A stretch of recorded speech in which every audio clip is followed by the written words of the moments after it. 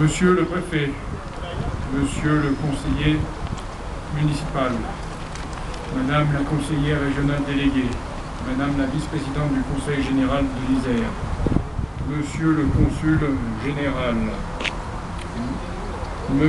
mon général commandant la 27e brigade d'infanterie de montagne, mon colonel commandant le groupement de gendarmerie de l'Isère, mon colonel directeur départemental du service d'incendie et de secours, monsieur le directeur départemental adjoint de la sécurité publique, madame la directrice académique, mesdames et messieurs les chefs de service, mesdames et messieurs les officiers, sous-officiers, militaires du rang des unités de la garnison de Grenoble,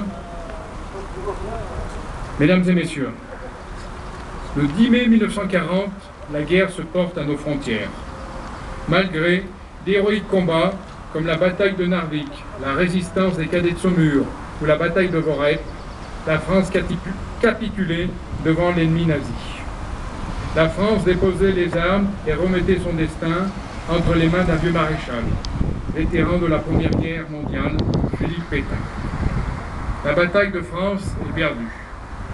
Tout semblait être dit, mais un général, héroïque combattant de 14-18, avait rejoint à Londres les restes de l'armée française embarquée à Dunkerque avec les troupes anglaises. Alors, arrachant à Sir Winston Churchill l'autorisation de s'adresser à la France, ce général, ancien sous-secrétaire d'État à la guerre, fit entendre sa voix, demandant à tous les volontaires de rejoindre la France combattante et de le rejoindre en Angleterre afin de poursuivre le combat.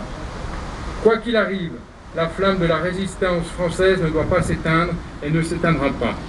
Le général de Gaulle venait de lancer l'appel du 18 juin 1940. Monsieur Olivier Cheron, élève du lycée ITEC Bois-Fleuri, lauréat du concours national de la résistance et de la déportation, va procéder à la lecture de l'appel du 18 juin.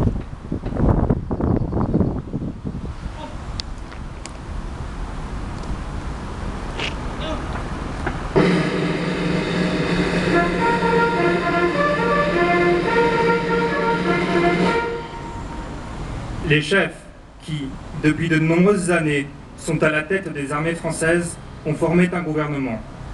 Ce gouvernement, alléguant la défaite de nos armées, s'est mis en rapport avec l'ennemi pour cesser le combat. Certes, nous sommes submergés par la force mécanique, terrestre et aérienne de l'ennemi. Infiniment plus que leur nombre, ce sont les chars, les avions, la tactique des Allemands qui nous font reculer. Ce sont les chars, les avions, la tactique des Allemands qui ont surpris nos chefs au point de les amener là où ils sont aujourd'hui. Mais le dernier mot est-il dit? L'espérance doit-elle disparaître? La défaite est-elle définitive? Non. Croyez-moi, moi qui vous parle en connaissance de cause et vous dis que rien n'est perdu pour la France. Les mêmes moyens qui nous ont vaincus peuvent faire venir un jour la victoire. Car la France n'est pas seule. Elle n'est pas seule. Elle n'est pas seule. Elle a un vaste empire derrière elle. Elle peut faire bloc avec l'empire britannique qui tient la mer et continue la lutte. Elle peut, comme l'Angleterre, utiliser sans limite l'immense industrie des États-Unis. Cette guerre n'est pas limitée au territoire malheureux de notre pays. Cette guerre n'est pas tranchée par la bataille de France. Cette guerre est une guerre mondiale. Toutes les fautes, tous les retards, toutes les souffrances n'empêche pas qu'il y a dans l'univers tous les moyens nécessaires pour écraser un jour nos ennemis. Foudroyés aujourd'hui par la force mécanique, nous pouvons vaincre dans l'avenir par une force mécanique supérieure. Le destin du monde est là. Moi, général de Gaulle, actuellement à Londres, j'invite les officiers et les soldats français qui se trouvent en territoire britannique ou qui viendraient s'y trouver, avec leurs armes ou sans leurs armes.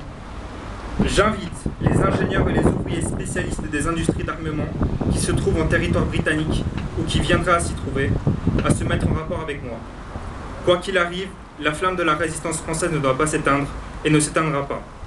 Demain, comme aujourd'hui, je parlerai à la radio de Londres.